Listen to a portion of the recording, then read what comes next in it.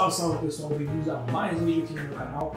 Meu nome é Pedro Cabral e se você não me conhece, eu sou filmmaker, músico, professor e entusiasta do bodybuilder nas horas vagas. E agora chega mais na hora que eu fiz pra frente para não pegar no microfone que tá aqui do lado. Bom pessoal, hoje eu vim trazer pra vocês um vídeo com umas certas curiosidades, um pouquinho de aula com curiosidade, né? Eu não vou explicar detalhe por detalhe de cada efeito que eu vou citar aqui, mas eu vim trazer para vocês hoje para que vocês conheçam um pouco sobre os efeitos especiais, né, os VFX, que eram utilizados no cinema antigamente. Né?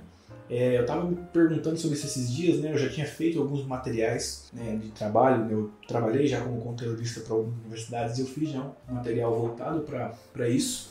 E eu remeti sobre isso recentemente, né? Eu vi até um vídeo do Entreplanos, né? Um canal muito legal, recomendo aí para vocês. Ele falou sobre o Match Painting e eu falei, pô, realmente tem muitas técnicas legais que muitas vezes a gente não conhece, né? Até porque muitas pararam de ser utilizadas. Mas acho que fica a dica aí, a curiosidade para você conhecer como eram feitos os efeitos antes, né, do grande chroma key, né, o grande CGI que apareceu por aí. E quem sabe isso também pode ajudar você, né, que é um produtor de baixo orçamento ou totalmente autoral e que não tenha conhecimento sobre CGI, a fazer, né, isso nas suas obras. Quem sabe alguma dessas técnicas pode te ajudar, já que a maioria delas são práticas. Mas vamos lá, vamos falar um pouquinho, né, sobre os efeitos especiais. Muitos desses efeitos, por mais que eles não sejam utilizados hoje em dia, né, a sua essência ainda é. Por exemplo, o primeiro que eu vou citar aqui, que é o Mate, né? O Mate podemos traduzir como fosco, né? Até alguns programas traduzem como fosco, mas eu gosto de assimilar ele com a ideia da máscara, né? Quem sabe o que eu estou falando aqui, quem mexe com After Effects, Premiere e tal, sabe que eu estou falando sobre máscara. Mas o Mate, né, que surgiu lá com o grande pai dos VFX, né, o George Méliès, né, ele fazia a seguinte ideia: ele sobrepunha duas imagens com um diferencial e as duas davam um terceiro resultado. Né? Como assim? Deixa eu explicar de uma melhor forma. Méliès, ele pegava um take, filmava e cobria de preto uma área que ele não queria que fosse captada. Depois ele refazia ela e naquela área ele ia fazer uma filmagem na mesma área que ele deixou cancelada na outra e deixava agora o entorno preto. Assim, na hora da sua montagem, ele colocava as duas sobrepostas, o efeito do preto ia ser cancelado e ele juntava as duas imagens e assim ele criava os seus primeiros efeitos especiais e foi assim que surgiu, né, o que nós chamamos de Mate. Essa ideia é tão válida que ela segue até hoje nos softwares, né, de edição. O After Effects mesmo, a gente utiliza muito isso. Se você ver alguns dos vídeos, né, que eu fiz fazendo aquelas brincadeiras de efeito do motoqueiro fantasma, efeito do Homem-Aranha, etc., eu uso muito Mate, né, o efeito. Mas bem, esse digamos que é o pai de todos, né, é a essência, né, o Mate. A partir dele a gente vem para suas ramificações, né? Vamos seguir para duas vertentes aqui, né? Que eu vou falar bastante com espelhos e vidros e a que eu vou falar com tinta, né? Vamos primeiro para o lado dos espelhos. Na parte dos espelhos, né, até inspirado mesmo em outras técnicas, surgiram diversas ideias que faziam com que a gente pudesse criar cenários imensos e incríveis a partir de miniaturas e a partir de outros efeitos. A primeira técnica que eu vou citar aqui para vocês, ainda seguindo um pouco da lógica do Mate do Méliès, é o William Process. Né? O William Process, né, o processo de William, foi uma técnica que foi feita para que você usasse isso e tivesse uma interação com o fundo. Como assim? No Mate do Méliès, como eu falei, ele fazia duas separações, ele isolava uma cena da outra e excluía uma cena da outra, depois juntava. Ele não poderia ter tanta interação com o fundo assim, com o cenário, com outros objetos, porque é uma área restrita. Com isso, né, o William desenvolveu esse processo em que ele filmava o ator em um fundo preto, um fundo totalmente preto, e depois ele invertia, né, o negativo e ia aplicando um produto nele cada vez mais para que ele ficasse mais forte, até que a parte do ator estivesse totalmente escura e o fundo não. Assim ele poderia isolar o ator, né, e juntar e sobrepor ele em qualquer outro cenário, em qualquer outra ideia que ele tivesse. A partir desse contexto, né, é quase como se fosse um chroma key rudimentar, né, assim a gente pode chamar. Era um processo que era um pouco caro, né, mas tinha um resultado legal, mas ele era muito caro, podia perder o filme, desgastar, então ele acabou sendo obsoleto com o tempo. Mas ele gerou ótimos frutos. É até interessante que ele desenvolveu, né, o William Process, ele se desenvolveu por uma técnica que a gente ficou conhecido como o fundo amarelo, né? Então sim, existiu um fundo amarelo por um tempo, que foi até usado no filme da Mary Poppins, né? Que foi uma evolução do William Process e que culminou naqueles grandes efeitos ali realizados para colocar Mary Poppins no mundo de animação e tudo mais. Outra obra que usou o William Process, né? Aí é realmente o William Process, né? O Mary Poppins foi um derivado que um outro artista fez, que agora me fugiu o nome dele da cabeça, mas o filme O Homem Invisível de 1933 foi utilizado, né, para deixar ser invisível, só que dessa vez, ao invés de fazer ele com um fundo preto, né, eles colocaram uma roupa totalmente preta nele, que quando ele se revelava, eles conseguiam anular aquilo e deixar ele invisível. É bem legal que isso é a ideia que o pessoal faz hoje com o chroma key, né? Vestem a galera com uma roupa de chroma key. Vamos agora falar realmente dos espelhos, né? Eu falei que dos espelhos, entrei no William Process, não tinha espelhos, mas seguindo um contexto histórico, né, no teatro, os espelhos já eram utilizados, né? Tem o Pepper's Ghost, né, que é uma técnica que se utilizavam colocando um grande vidro semi-transparente na frente do palco, inclinado, onde a partir de uma projeção pelo alçapão de baixo, conseguiam projetar uma pessoa no palco, né, e fazer aquele efeito do fantasma e deixar as pessoas muito maravilhadas com aquilo. Era uma técnica, né, totalmente inovadora. Com isso, eles levaram para o cinema e foi daí que surgiu o Shifting Process, né? O Shifting Process, ele é uma técnica em que se colocava à frente da sua câmera um espelho, né?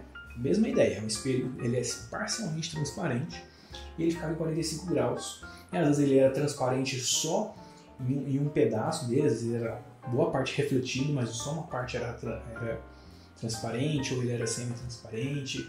Às vezes eles desgastavam com fogo algumas partes, mas enfim, era colocado na frente da câmera 45 graus. A câmera ficava bem próxima do espelho e na sua lateral ficava uma miniatura, geralmente de um cenário, ou de algum prop, ou até de algum boneco, para que ele tivesse uma proporção muito maior. Enquanto ao fundo, né, bem um pouco mais distante, usando essa ideia de perspectiva, a gente tinha os atores, né? Então a gente conseguia criar ali a ideia de uma projeção de um cenário magnífico que não dava para se fazer, né? Ou era muito caro, ou não tinha condições de se fazer um cenário daquela forma, real. Com isso, o Shifting Process possibilitou isso, né? O que hoje a gente usa também CGI para isso. Na época era feito por miniaturas, né? Um grande filme que marcou essa técnica foi o filme Metrópolis. Seguindo essa lógica, né, das proporções, das miniaturas, dos espelhos, existem também duas técnicas, né? Uma delas usa espelho, a outra não, tá?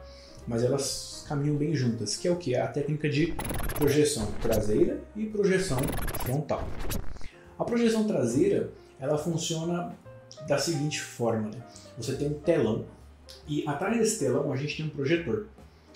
Esse projetor ele vai jogar as imagens de fundo, enquanto os atores ficam na frente com a câmera. Isso é a técnica que, né, eu gosto de chamar da técnica 007, por conta daquelas cenas de perseguição de carro, né? Isso foi muito utilizado nos primeiros filmes do James Bond para aquelas partes de perseguição, e até hoje essa mesma lógica é usada também, mais uma vez, chroma keys e tudo mais, e tá voltando essa ideia, né, através da Unreal Engine, né? O pessoal está usando painéis de LED e tal. É uma ideia muito similar à projeção traseira, né? Em que você tem os atores ali interagindo e o fundo está rolando ao vivo.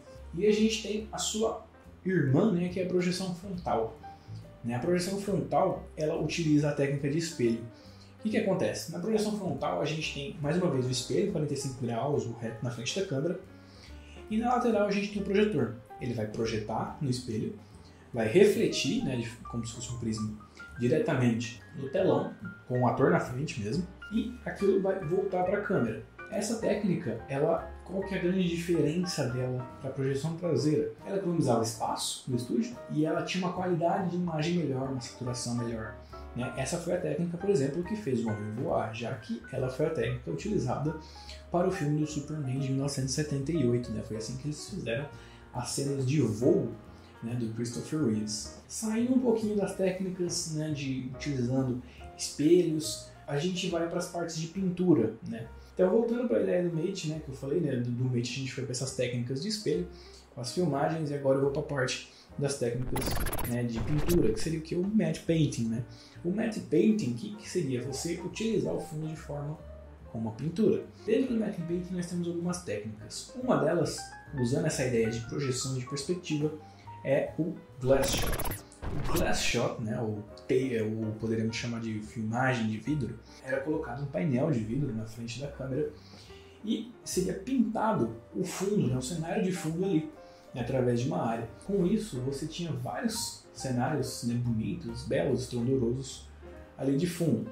Obviamente, qual seria a diferença dele, por exemplo, para um Shift and Process da vida? No Shift and Process, as miniaturas elas poderiam ser animadas por algumas outras técnicas que eu vou falar daqui a pouco, enquanto esse era estático, afinal era uma pintura.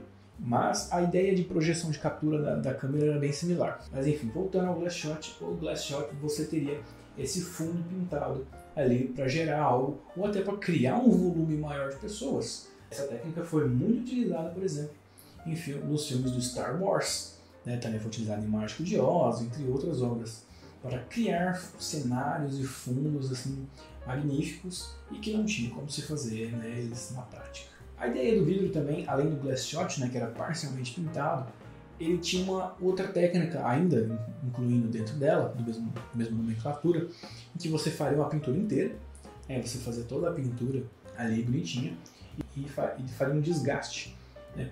O que eles iam fazer? Eles fariam isso separado e depois fariam uma filmagem separada, isolada daquela cena. Depois eles colocariam as duas e fariam a filmagem delas simultânea ali, fariam duas camadas, assim colocando como se todas tivessem acontecido ao mesmo tempo. E assim dando essa sua proporção, né? Essa é a ideia bem similar ao ambiente do Méliès, por exemplo, mas aqui utilizando a pintura e a ideia dos vidros. Essa mesma ideia dos vidros com várias multicamadas, né, depois ela evoluiu bastante com o Disney, né? Eu vou comentar sobre ela daqui a pouquinho. Aqui o que eu comentei com vocês são vários efeitos que faziam com que a gente tivesse cenários magníficos, estrondorosos, né? Mas além disso a gente tinha os efeitos de animação, né? Da mesma forma que a gente não tinha o CGI, não tinha o chroma key naquela época para fazer essas coisas, também não se tinha como fazer um personagem, animar ele e tudo mais. E como que era fazer essas técnicas? Acho que a técnica que todo mundo conhece, que foi um dos maiores estouros e até hoje ela é um estilo único, né, se usada, ainda é utilizada, é o stop motion. Ele nada mais é do que você pegar um objeto e movê-lo quadro a quadro. Né? Lembrando que seriam esses quadros, né, os frames, eles são uma junção de várias fotos que vão sequenciadas, dar movimento e gerar o nosso filme. Cada padrão de mídia tem um tipo de frame rate. Né? Por exemplo, o cinema é muito usual o uso de 24 frames, né? O 24 FPS. O que seria isso? São 24 imagens sequenciadas para dar um segundo e que vão dar a obra. Isso vai variando. Na televisão usa muito 30 FPS, jogos de videogame vão de 60 a 120 FPS. Isso sempre vai variar bastante, tá? Mas, né, voltando à ideia do cinema, então são 24, que é o mais usual, 24 FPS, temos 24 imagens por segundo. Então, para você fazer um segundo de animação, você faria 24 fotos do bonequinho mexendo para gerar isso. Antigamente até mesmo eram 16 FPS, né, porque quando não tinha muita essa captação, né, as câmeras antigas, os cinematógrafos antigos, para captar, não tinha aquela potência para captar, então eram 16 FPS. Os primeiros, se eu não me engano, eram até 12. E essa técnica possibilitou, né, a criação de personagens que a gente nunca imaginaria. Por exemplo, foi essa técnica que deu vida ao King Kong, né, nesse primeiro filme. King Kong, aliás, é um ótimo filme para você estudar essas técnicas que eu falei. Pois lá eles usaram stop motion, usaram os matte painting, usaram o shift and process, tudo isso para gerar, né, aquela grande, magnífica obra que estava lá e que, né, marcou a história, né, tanto que se carrega até hoje, se eu olhar. O stop motion também agraciou não só o cinema, mas também o mundo dos jogos. Por exemplo, o Goro, né, o personagem de Mortal Kombat, foi feito em stop motion. Né? Fica essa curiosidade aí. Seguindo a ideia do stop motion, né, existia também o stop action, né, que o Méliès fazia muito, que se pausava na hora da ação, parava, tirava os objetos, voltava depois para se criar uma alusão. Fica um grande abraço aí ao Zachary King, que é um cara que faz vídeos excelentes utilizando bastante dessa técnica e vários efeitos práticos. E saindo um pouquinho agora das animações que iam parar em filmes, né, para as animações que iam para longas animadas mesmo, em alguns casos era até utilizado, sendo Por exemplo, uma cilada para Roger Rabbit, que foi o primeiro filme a fazer isso, que eram as animações 2D, nós temos o efeito da rotoscopia. As animações 2D elas eram desenhadas quadro a quadro, né, e tudo mais, mas a rotoscopia foi algo que revolucionou essa técnica e também ajudou a se criar outros efeitos especiais. Como que funcionava isso? A rotoscopia, né, eram feitas filmagens, né, captações de cenas reais de atores, enquanto ilustradores iam olhar aquelas filmagens e fazer os desenhos em cima delas. Assim você teria um movimento mais realístico, mais fluido, né, tanto que a própria Disney reutilizou muitas das filmagens originais para outras animações. A rotoscopia também foi responsável por se utilizar alguns efeitos especiais, né? Os sabres de luz, por exemplo, em Star Wars, foram feitos através de técnica de rotoscopia, né? Eles seguiam os movimentos, retiravam eles e inseriam os efeitos luminosos. Nada mais é então do que criarmos traços animados, 2Ds, fictícios, em cima de uma filmagem real de referência, né? Essa técnica hoje em dia ela deu uma bela defasada, mas ela também, assim como o stop motion, se tornou uma técnica única. Muitas vezes elas são usadas por um pró de estilo, né? Hoje em dia, obviamente, não se faz mais desenho à mão, né? Feito digitalmente, tanto que alguns até separam falando que não chega a ser uma rotoscopia original, seria o que alguns chamam de Photoshop, né? Que seria uma mistura de Photoshop com rotoscopia, né? Mas desenhando mesmo, tá? Quando você aplica só um filtro, aí é só um filtro, não é técnico. Mas muitas dessas técnicas hoje em dia acabaram sendo substituídas pelos motion capture, né? As capturas de movimento. Mas isso mais para obras 3D, né? Como eu falei, ainda fica o saudosismo e o estilo único para algumas obras assim como stop motion. Falando na Disney, como eu falei lá, que eu ia citar uma técnica relacionada aos vidros, o Walt Disney ele inventou uma máquina, né, uma máquina de múltiplas camadas, né, multi-layers, que hoje a gente usa muito esse conceito, né, nos softwares, no After, no Premiere e tudo mais, e que ali fez uma grande revolução, né, em que ele colocava várias camadas, né, era uma camada do personagem principal, uma camada de primeiro plano, segundo plano e fundo, e isso ajudou não só a dar mais vivência a um cenário, né, como ela também criou uma técnica chamada de parallax, né? O parallax até hoje também é utilizado nos efeitos digitais, em que é que a gente dá uma certa vida para o cenário, né? Como que isso acontece? Não é um cenário estático, não é aquela coisa parada. O cenário se move, né? O parallax básico, né, que a gente fala, é quando, por exemplo, o personagem no seu primeiro plano ele está fazendo uma ação em uma determinada velocidade e o fundo está fazendo no sentido inverso uma outra movimentação e extremamente mais lento, dando assim a sua sensação de movimento. Assim parece que nada está parado, é tudo muito dinâmico, fora que o personagem consegue interagir entre as camadas, né? E isso gera pra gente esse efeito óptico, né, que é o parallax. Mas bom, galera, é isso aí, né? Eu sei que eu falei um pouquinho rápido, foi dando uma corrida aqui, mas eu queria passar para vocês conhecerem um pouco sobre esses efeitos, saber como eram feitos algumas dessas técnicas, né? Como eram feitos os efeitos especiais antigamente. Agora você sabe, você conhece o nome de alguma dessas técnicas, né? Não entrei a fundo como cada uma funciona, mas se você tiver interesse, deixa nos comentários que eu posso fazer um vídeo exclusivo para cada técnica, para você conhecer, até para quem sabe você saber como ela realmente é feita na prática. Então, se você gostou, deixa o seu like, se inscreve no canal, assina o sininho de notificações, manda esse vídeo aí para outras pessoas, para seus amigos que adoram cinema, que têm curiosidade sobre efeitos especiais, seus familiares e tudo mais, né? Deixa aí nos comentários se você conhece alguma outra técnica ou se você quer saber mais sobre alguma delas, né? Nos vemos por aí, um grande abraço e